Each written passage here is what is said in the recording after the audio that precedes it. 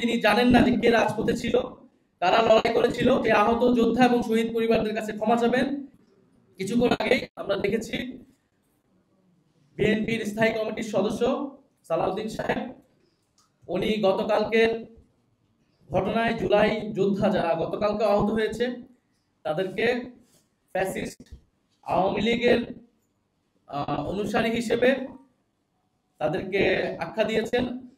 আমরা তীব্র নিন্দা এবং প্রতিবাদ জানাচ্ছি। এবং হয়তো তিনি তার কাছে তথ্য না থাকার কারণে তিনি এরকমটা বলেছেন।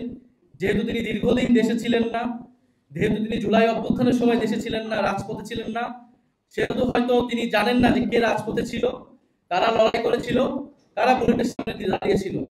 আতিকুল গাজী যার হাত কাটা গিয়েছে, তাকে যখন ফ্যাসিস্ট আওয়ামী লীগের দোসর বলা হয়, যখন শহীদ বীর মুগ্ধের বাবাকে ফ্যাসিস্ট আওয়ামী লীগের দোসর বলা হয়, শহীদ ইয়ামিনের বাবাকে ফ্যাসিস্ট আওয়ামী লীগের দোসর বলা হয়, তাদের যে কোনো দাবির জন্যই, দাবির প্রেক্ষিতে, সেটা আমাদের জন্য খুবই কষ্টের, খুবই বেদনাদায়ক।